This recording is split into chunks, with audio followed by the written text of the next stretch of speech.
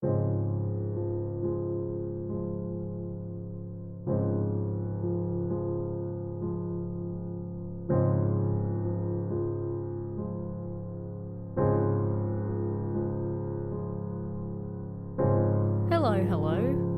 Welcome back if you've been following the series of vlogs.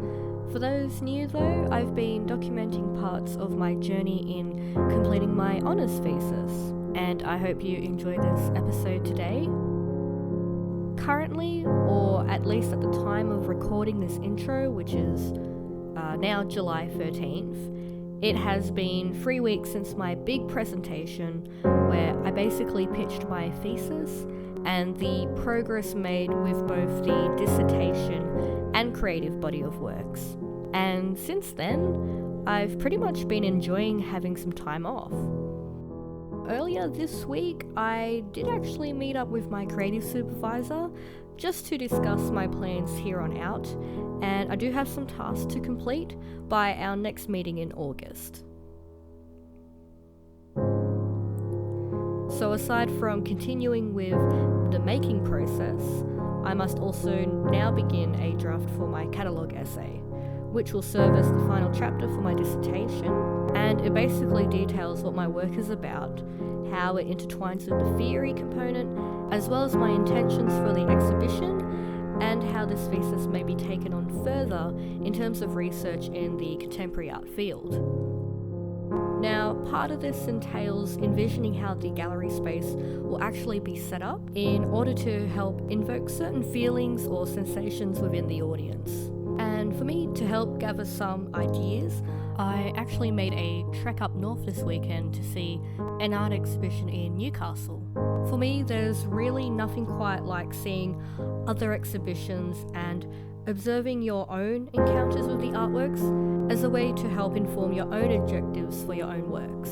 So the exhibition that I saw was actually a group show called I Love You, Melissa at the Lockup Art Space, and it contains the work of 5 contemporary artists who in their own way delve into the complexities of love. It was really quite an experience seeing them interact with this really interesting gallery space. Historically, this venue was actually the site of a cell block which accompanied the old police station. And in fact, the title of this exhibition was inspired by a piece of graffiti found in one of these cells. However, it was the works by the Filipino-Australian artist Maricat Santiago that really drew me into seeing this show. Upon first encountering this space, I was really taken back with the way these works kind of stood out against this very cold and dimly lit physical environment.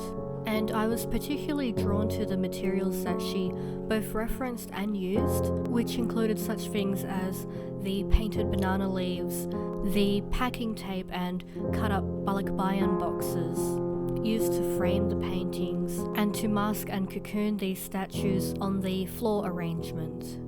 The overall arrangement just really gives off this very eerie and almost shrine-like vibe, especially in the room where the artist's wedding dress is repurposed and transformed into this very ghostly presence, just hanging or even floating over these objects on the floor.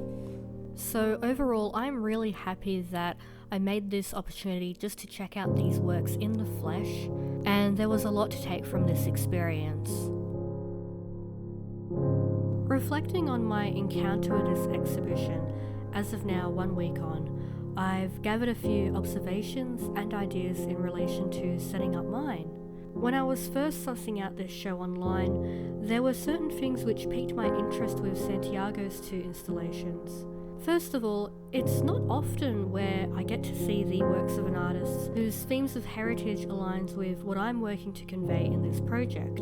Filipinos are really now making their mark in the Australian contemporary art scene. This was made evident in the Bayanihan Philippine Art Project of 2017, considered by far the most significant showcases of Filipino art in Australia. So to see art which connects to my heritage and upbringing is really exciting, and I did not want to miss out. On top of that, it was crucial for me to see how certain objects, materials and stories, a lot of which seemed very familiar, can be presented in a gallery space. Of course, my project isn't strictly coming from this cultural place. I don't claim that authority, for it's not an artwork about the Philippines. However, I do refer to the environment of my upbringing, which had a significant Filipino presence. Rather, the core of my work delves into the undoing of memory. That is, the conflict between remembering, forgetting, and even letting go of the negative and traumatic experiences stemming from this. And that remains the focus of these works and how they're presented to an audience. I want to approach this installation from a place of introspection and confronting not so much unpleasant, but more so uneasy emotions within the audience. My aim is to build a sort of haunting ground to invoke a sense of wonder. I'd like for them to engage with their surroundings of things which seem to be existing between two worlds, but only just. With all this in mind and keeping in with the themes of disconnection and loss, I have settled on Kalag as the title for this body of work. Honestly, it was really easy to come to this name. The reasoning behind it is not only does it reference the domestic scenery that I am conveying in this work, which is a All Souls Day ceremony that is celebrated in Filipino culture, also known as Kalag Kalag. The word on its own means spirit or ghost, which is admittedly a bit on the nose, but as I have found online, there is another translation for looseness, and I also feel that is quite fitting considering the nature of the materials. A lot of these sculptures in the middle are very defined and solid, but as it spreads out, the fibers become more loose. So I feel that that name perfectly encapsulates my project.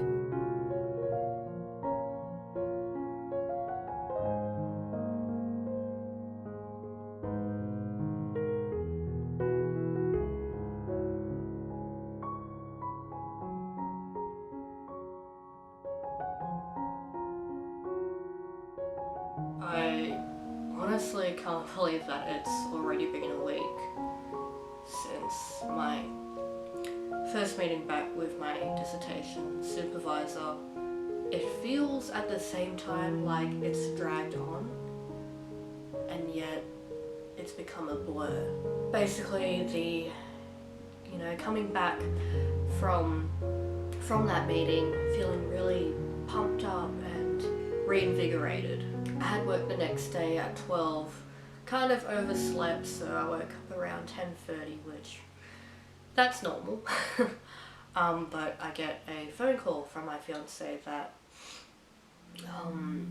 his grandmother, she had suddenly deteriorated on the Thursday this was. So we had pretty much been living in and out of hospital until Sunday when she passed. I remember actually the week prior we visited her and just a nice catch up. It had been a while since I could actually visit, just being focused on this. And she asked me, what the thesis was about, how I was going with it. And I talked about it, and she asked if she could have a copy of the thesis, which I'm like, absolutely. I'd be honoured. Yeah, it's just been a rough week. The only work that I could get done, I had a complete mental block. I had to postpone the meeting by a few days just to get my head around it. I had the meeting the morning after that she passed, but we all have our limits, and it's just healthier just to recognize that. But any work that I got done was really motivated by her and that promise, because she's always been just so supportive. And what was so lovely about her was that you always just felt that she was on your side. I somehow managed to press on with the artwork catalogue and the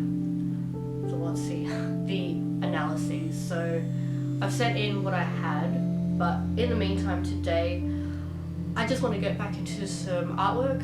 I think sometimes words can be too overwhelming to do if you're just focusing on that, and I did my bit, so I'm happy with what I'm doing. So to take a break, you know, I'm just going to actually make some of the boxes. I'm pretty excited to do that. I've got my ingredients, I just need to get the boxes today. In the meantime, I did make this lovely kind of candle work. I feel like just the fire's been lit under my arse to push on, because I do only have, it's August now, exhibitions in October, and I have to hand in the final draft for my thesis at the end of September. So yeah, you know, if it means like a couple of all-nighters, if it means a lot of all-nighters, I don't mind. I don't mind at all. It'll be worth it. You know, I'm incredibly, for the first time in a long time, I'm actually proud of myself. I wouldn't have gotten it to that stage if it weren't for these lovely people in my life. Now, because of the very hectic week that I had, I actually forgot to get more silk organza material, which was very silly of me. However, I still had some scraps lying around, which was enough for me to go ahead, make some swatches, perhaps even some more banana leaves. I had issues with the PVA glue, especially when with the first banana leaf that I made, when I was felting it, it just was really hard to tack down. And it could have been because at that time I used multiple coats, and even despite that, it just took so much longer than needed to actually embellish the silk on there. So I'm trying out a different method, which involves making some sugar syrup. Essentially, you just have equal parts sugar and water, bring that to a boil, soak your material, and then drape it over any object. So I'll be using the boxes when I have the time, of course. But yes, tonight I'll be seeing how this goes. So I made a couple of flat segments, as well as using a very tiny box with whatever scraps that I had left over, just to see how it goes. It's like a pre-prototype in a sense. I really enjoyed doing this today, and even just getting back into art again. As of late, I have been focusing more on the writing aspects, and sometimes that just gets too overwhelming, and you just need to let out some energy in a different way. It truly is such a testament to how art has this very therapeutic quality. Okay, so I'm just gonna wrap up here. I think it's a good place to stop. Even though I'm glad that I got to take a break and go at my own pace with any work, a lot has surprisingly happened, but it just makes me more determined to, you know, finish this final slog. More than ever, I am just really keen to see the end of this and to see the result of my work. It's something that means a lot to me in my own process of healing. So I feel like it is a long time coming and really extends beyond this past year. Anyway, thank you so much for watching. I'm sad that it kind of ended on a bit of a bummer, but I do appreciate your time. Until the next video, I will catch you later.